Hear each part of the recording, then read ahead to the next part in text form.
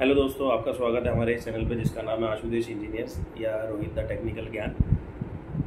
बहुत टाइम बाद मैं ये वीडियो अपलोड करूँगा, ये वीडियो बना रहा हूँ because due to some reasons, family reasons और पर्सनल रीज़न्स, ये सब चीज़ें कंटिन्यू नहीं कर पाया था। मैंने यही सोच के स्टार्ट किया था कि हम लोगों को अवेयर करेंगे रिगार्डिंग एवरीथिंग इलेक्ट्रॉनिक जो घरों में हम यूज़ करते हैं सामान अपने, like refrigerator, washing machines, RO, geyser, air conditioners etcetera etcetera.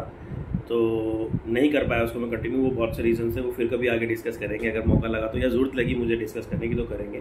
अभी फ़िलहाल मैं इस वीडियो में आपको बताने वाला हूँ, एक इनिशियल वीडियो मैंने बनाया था जब ये चैनल स्टार्ट किया था रिगार्डिंग एयर कंडीशनर्स, कि हमें एयर कंडीशनर्स कौन सा लेना चाहिए, कैसे लेना चाहिए और उसकी कैपेसिटी को हम अपने रूम के अकॉर्डिंग या हॉल के अकॉर्डिंग कैसे मेज़र कर सकते हैं खुद से, without any help of any salesman और एनी सर्विस पर्सन। आपने देखा होगा जब ये सीज़न चल रहा है एसी का, तो आप शोरूम पर जाते हैं या किसी भी आउटलेट पर जाते हैं तो जाते के साथ ही आपको बहुत से सेल्समैन आ जाते हैं आपके पास कि ये एसी लीजिए, फलाना एसी लीजिए, ये लीजिए। तो मैंने अपने इनिशियल वीडियो में बताया था कि जो ब्रांड है ना वो मैटर करता है, बिल्कुल मैटर करता है, ब्रांड मैटर करते हैं, बट सब कुछ ही ब्रांड पर मैटर नहीं करता है। सबसे पहला पॉइंट जो आपका एसी लेते समय होना चाहिए, एज एन सेल्समैन अगर मैं आपके पास आता हूँ तो मैं बोलूँगा सर आपका रूम साइज़ क्या है जहाँ पे एसी लगाना है।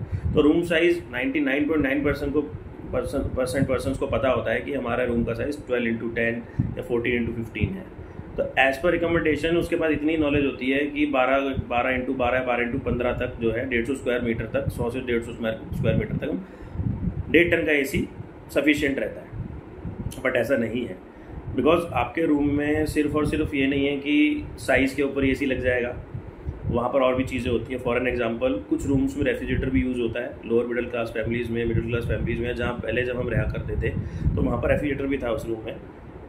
वो भी काउंट होगा कि वहाँ पर एक रेफ्रिजरेटर है। अगर आप कोरोना के बाद से वर्क फ्रॉम होम हो गया है लोगों का, तो बहुत से लोग अपने रूम में ही या बेडरूम में या जिस रूम में एसी लगाना है उस रूम में हम एक डेस्कटॉप या लैपटॉप यूज़ करते हैं किसी भी टेबल पर। प्लस ग्लास विंडोज़ कितनी है एंड सन फेसिंग वॉल कौन सी है, ये सब आपको बताना पड़ेगा कि सन जो है जब राइज होता है और शाम को डूबने तक वो आपके छत पर या आपके वॉल साइड पर या आपके उस रूम पर कितनी देर तक रहता है। तो इसको हम टेक्निकल लैंग्वेज में या अपनी एकेडमिक लैंग्वेज में हीट लोड बोलते हैं। तो हीट लोड अच्छे इंजीनियर से नहीं निकाला जाता, तो एक सेल्समैन कैसे निकाल सकता है अगर आप उसको सारी चीज़ें बता देंगे। तो मैं आपको यही बताऊंगा कि आप हीट लोड खुद से भी निकाल सकते हैं, गूगल पे देखकर भी लोग निकाल लेते हैं, बट इतना टाइम किसी के पास शायद नहीं होता है। और सारी कैलकुलेशन ठीक बैठे, फिट बैठे, ये भी नहीं हो सकता है। आपको जो है खुद से ये चेक करना है, या आप देख सकते हैं कि रूम के अंदर ऐसी कौन कौन सी चीज़ें हैं। अगर हम बात करें कि आपका रूम 12x12 का है या 12x14 है, तो वहाँ 1.5 टन का एसी ऑब्वियसली रिकमेंडेड है। बट अगर वहाँ पर हीट लोड हमारा थोड़ा बढ़ रहा है, लाइक अगर हम कोई सिस्टम या डेस्कटॉप यूज़ कर रहे हैं, या हमारी ग्लास विंडोज़ ज़्यादा, आजकल घरों में मोस्टली लोग ग्लास के विंडोज़ ज़्यादा लगाते हैं, तो वो सन फेसिंग है या सन किस टाइम वहाँ पर आता है, तो वहाँ से हीट वेंटिलेशन कैसे है। क्योंकि मुझे नहीं लगता कि नॉर्मल लोग जो हैं ऐसा ग्लास यूज़ करते हैं जो हीट को वेंटिलेट करता हो, हीट अंदर आनी ही आनी है, तो उसके लिए हम कर्टेंस यूज़ कर सकते हैं। हीट लोड जो है वो हम निकाल सकते हैं, कैलकुलेशंस के थ्रू निकालना बहुत टफ है। वो आप लाइक अगर आप हमें बताते हैं या मुझे जैसे आप कमेंट्स में बताएंगे कि एक रूम इतना बड़ा, उसके अंदर ये सब चीज़ें, तो मैं आपको ऑब्वियसली उसको बता सकता हूँ। लेकिन एक अंदाजे के तौर पे हम ऐसे कर सकते हैं, लाइक अगर आपका रूम 12x10 है, 120 स्क्वायर मीटर है, 100 स्क्वायर मीटर, तो 1 टन का जो है एसी रिकमेंडेड है।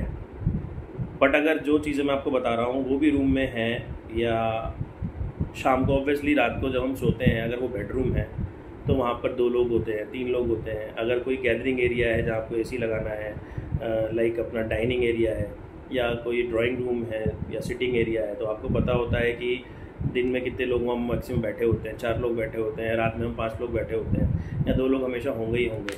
फॉर एन एग्जाम्पल घर के लिए भी मैं बता रहा हूँ ये चीज़ें, और ऑफिशियल भी बता रहा हूँ, और ऑफिस वगैरह में भी यहाँ लगाना हो एसी, तो वहाँ से आप अंदाज़ा लगा सकते हैं कि जब ये लोग आ जाएंगे तो वहाँ पर मेरा टनेज बढ़ेगा, एसी का जो कितने टन का लेना है मुझे।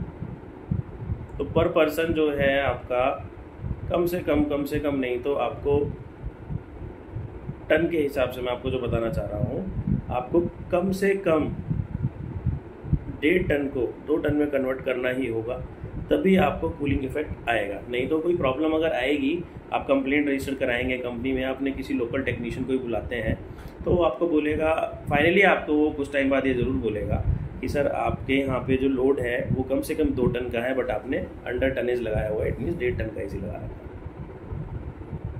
तो ये चीज़ें सब देखनी पड़ेंगी और आपको बताना भी पड़ेगा। कुछ सेल्समैन होते हैं जिनको आप ये सब चीज़ें बताएंगे तो आपको रिकमेंड करेंगे, तो 1.5 की जगह 1.8 भी आ रहा है आजकल, 1.8 TR ले लीजिए, TR मतलब टन रेफ्रिजरेशन, या फिर आप 2 TR ले लीजिए। तो दूसरा पॉइंट ये है कि star rating. Obviously star rating matter करती है, बट मैं रिकमेंड करता हूँ कि 3 स्टार इज़ सफिशिएंट। 5 स्टार भी लेंगे तो इतना कोई ज़्यादा फ़र्क नहीं पड़ता इलेक्ट्रिसिटी बिल में। उसका कंजप्शन भी निकालने का होता है एक फार्मूला कि हम, अगर आप मुझसे पूछते हैं कि अगर मैं एसी अपना 4 घंटे रन करता हूँ डेली बेसिस पर बिना नागा, तो यानी 120 घंटे महीने चलता है मेरा एसी, तो कितना यूनिट वो कंजप्शन करेगा और एज़ पर यूनिट रेट उसका मैक्सिमम बिल कितना आएगा। वो सब भी आप कमेंट सेक्शन में जाके हमसे पूछ सकते हैं, तो मैं वो उसका भी आपको रिप्लाई करूँगा, बिकॉज वो एक बहुत बड़ा सेशन है। अगर मैं उसको अपने वीडियोज़ में आपसे शेयर करूँगा, बिल्कुल करूँगा, बोर्ड पर या जैसे भी है, क्योंकि उसके कुछ फॉर्मूलाज हैं, तो वो बिल्कुल आपसे शेयर करूँगा। बट वो एक सेशन ही अलग है, तो बहुत लॉन्ग वीडियो हो जाएगा ये, और बोरिंग भी हो सकता है। ठीक है, ये वाला भी बोरिंग हो सकता है, बिकॉज अभी कॉन्फिडेंस लेवल मुझे भी अपना ऊपर करना है। आप लोग जितना मुझे अप्रिशिएट करेंगे, उसके बाद मैं और चीज़ें आपसे शेयर कर पाऊँगा। तो यही मैं आपसे कहना चाहता हूँ कि हर चीज़ का सेशन अलग होगा, मैं करूँगा उसको, और एज़ पर योर कमेंट्स भी करूँगा। सो अभी के लिए ये है कि दूसरा पॉइंट कि स्टार रेटिंग में हम 3 स्टार तक एसी ले सकते हैं, बिकॉज वो अंडर मतलब 2 से 2,500 5,000 तक का भी फ़र्क आ जाता है सिर्फ स्टार रेटिंग की वजह से। लेकिन इलेक्ट्रिसिटी बिल में बहुत ज़्यादा फ़र्क नहीं आता, मैं आपको बिल्कुल बता रहा हूँ, ये फैक्ट है। तीसरा पॉइंट, आजकल इन्वर्टर सीरीज चल रही है, इन्वर्टर एसी चल रहे हैं, आप ले सकते हैं, इलेक्ट्रिसिटी कंजप्शन कम होता है। नॉर्मल एसी भी चल रहे हैं, कोई फार बेटर, कोई ज़्यादा फ़र्क नहीं है। अगर कोई सोचे कि इन्वर्टर एसी चलाने से मेरा जो बिजली का बिल नॉर्मली एक एसी को रन करा करके 4500 रुपये आता है महीने का, वो इन्वर्टर एसी यूज़ करूँगा तो मेरा 2,500 रह जाएगा, ये मिथ है, टोटली मिथ है, ऐसा नहीं होता, कभी नहीं हो सकता। तो इसमें थर्ड पॉइंट आता है कि आप ऑल कॉपर लें, क्योंकि आजकल एल्यूमिनियम कंडेंसर्स भी आ रहे हैं, तो आप कॉपर कंडेंसर लें। और एक बात मैं आपको बताता हूँ, बताया जाता है कि जहाँ आसपास नाला है वहाँ लीकेज होती है, फलाना होता है, ये होता है, वो होता है। तो 30% कहीं ना कहीं बातें ठीक हैं कि जहाँ नाला होता है वहाँ पे लीकेजेस ज़्यादा होती हैं, मैंने एयर कंडीशन में, रेफ्रिजरेटर्स में, जहाँ पे कॉपर पाइप यूज़ होते हैं। तो लोग कहते हैं एल्यूमिनियम कंडेंसर मत लो, एल्यूमिनियम कंडेंसर मत लो। एल्यूमिनियम कंडेंसर ही लेना चाहिए उन लोगों को जिनके यहाँ पे या कॉलोनी में आसपास नाला है या खुला ड्रेनेज है, उनको एल्यूमिनियम कंडेंसर ही लेना चाहिए। आई मीन कंडेंसर मीन्स जो आउटडोर यूनिट होता है, या अगर विंडो एसी भी आप यूज़ कर रहे हैं तो उसका जो कंडेंसर है वो आपको एल्यूमिनियम ही लेना चाहिए। एल्यूमिनियम डिज़ाइन ही इसलिए किया गया था, 2 वजह से डिज़ाइन किया गया था। पहला, जहाँ पर भी ये नाला या ओपन ड्रेनेजेस हैं।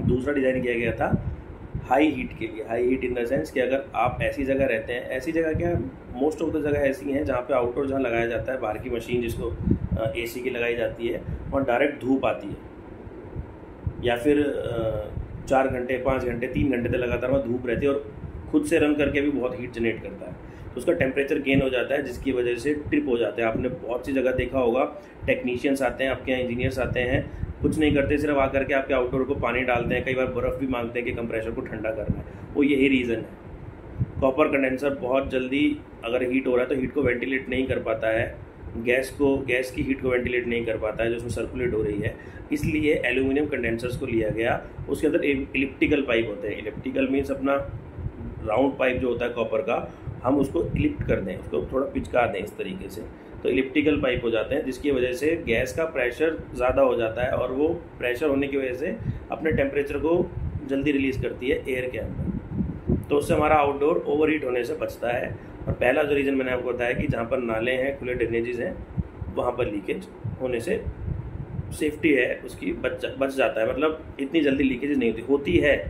जहाँ नाले हैं वहाँ गैस की लीकेजेस ज़रूर होगी, जहाँ ड्रेनेजेस हैं वहाँ होगी, बट ये टाइम ड्यूरेशन बढ़ जाता है, 2 साल 3 साल में भी जाके हो सकती है। लेकिन कॉपर यूनिट्स में 1 साल के अंदर भी हो जाती है, यहाँ तक कि कई लोगों की इंडोर की कूलिंग कोयल तक चेंज हो जाती है, इतनी ज़्यादा गल जाती है वो। सो ये मिथ नहीं है, ये है जहाँ ओपन ड्रेनेजेस हैं।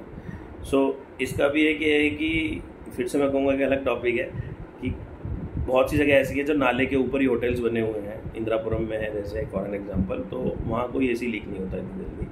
तो ये भी डिपेंड करता है कि वो नाला जो है वहाँ से मीथेन रिलीज ज़्यादा होती है या CO2 ज़्यादा होती है, जो भी है गैसेस के ऊपर फ़र्क है जो कॉपर से रिएक्ट करती है, वो अलग चीज़ है। सो आप नाले के आसपास या घर के आसपास अगर ओपन ड्रेनेज है तो आप एल्यूमिनियम कंडेंसर ले सकते हैं। बाकी स्टार रेटिंग मैंने आपको बता दिया, 3 star is more than enough. और स्प्लिट लेना विंडो आपकी चॉइस है। अगर कोई बोले कि मेंटेनेंस किसका आसान है, सस्ता कौन सा है, तो ऑब्वियसली विंडो है, बट आपको जो कंफर्ट दे, आपके रूम में जो इजीली लगे, तो वही एसी आपको लेना चाहिए। प्लस आप लास्ट थिंग मैं इसमें बताऊंगा, वीडियो में ज़्यादा लंबा नहीं करते हैं। मेजर पार्ट जो है एसी लेते हुए आपको ये पूछना है कि इस ब्रांड की सर्विसेज कैसी हैं। आप ये भी पूछ सकते हैं कि अगर मैं पिन कोड 53 या पिन कोड 92110092, ये जो भी पिन कोड जिसमें आप रहते हैं, और एरिया भी बता सकते हैं ऑब्वियसली सेल्स वाले को या उस शॉप ओनर को पता होगा या शोरूम पे जो भी लोग होंगे, तो मेरे नियर अबाउट सर्विस सेंटर कौन सा है, तो उनको पता होता है कि इस एरिया में कौन सा सर्विस सेंटर सर्विस देता है। फॉर एग्जांपल ईस्ट दिल्ली में अगर मैं बात करूं तो हिटाची कंपनी के 7 से 8 सर्विस सेंटर्स हैं जो अलग अलग पिन कोड्स को टेक केयर करते हैं ईस्ट दिल्ली के। तो एज एन कस्टमर अगर मैं पूछूंगा कि मैं दिल्ली 53 में रहता हूँ तो मेरे यहाँ कौन सा सर्विस सेंटर आएगा, फॉर एग्जाम्पल आशुदेश इंजीनियर्स से आएंगे। तो आपको ये पता रहेगा कि आपके यहाँ से वो सेंटर कितनी दूर है। कई बार क्या होता है कि हम रहते हैं भजनपुरा में है ईस्ट दिल्ली में, बट सर्विस सेंटर है साउथ दिल्ली में। बहुत से ब्रांड ऐसे हैं, जैसे मैं हिंदवेयर ब्रांड की बात करूँ तो ईस्ट दिल्ली में उनका सर्विस सेंटर है, बट वो साउथ दिल्ली को टेक केयर करते हैं, यानी कि लड़का डेली यहाँ से जाता आता है। तो ये भी एक है कि गर्मियों के अंदर एटलीस्ट आपके एरिया में सर्विस सेंटर हो और सर्विस कितनी फास्ट है, ये सब। और इस वीडियो को मैं यहीं एंड करता हूँ लास्ट में बात कहते हुए कि बहुत से लोग ये कहते हैं या बहुत से सेल्समैन आपको बोलेंगे या सर्विस सेंटर जब आप एसी परचेज कर लेंगे और इंस्टॉलेशन के लिए कॉल आएगी आपके पास कि सर आप अगर बाहर से करा लेंगे या खुद से कर लेंगे, लाइक जैसे मैं हूँ कि मैं खुद इंजीनियर हूँ तो मैं खुद कर सकता हूँ, मेरी टीम लगा सकती है, सो आपकी वारंटी वाइड हो जाएगी। जो 5 साल की PCB की वारंटी है, जो हमारी गैस की वारंटी है, सब वाइड हो जाएगी। सब झूठ है, सब मिथ्या है, ये कुछ नहीं होता है ऐसा। क्योंकि अगर आपने किसी का कोई भी चीज़ परचेज़ की है पैसे दे करके तो उसे वारंटी वाइड कैसे हो सकती है, तो ब्रांड तो आपको सर्विस देगा ही देगा। तो इसके अंदर तो ये टोटली एक ना बहुत बड़ा झूठ फैलाया जा रहा मार्केट में कि आपकी वारंटी वाइड हो जाएगी, ये नहीं हो सकती गाइस। सो अभी मैं अपने शब्दों को विराम देता हूँ। पता नहीं है कैसा बना है वीडियो, कैसा नहीं बना है, बाकी देखने के बाद मैं भी इसे फिर से देखूँगा और चीज़ें अच्छी बेहतर करूँगा। और अगर आपके कोई सजेशंस हो, कोई क्वेश्चंस हो तो आप मुझसे पूछ सकते हैं। तो प्लीज़ लाइक कीजिए, सब्सक्राइब कीजिए।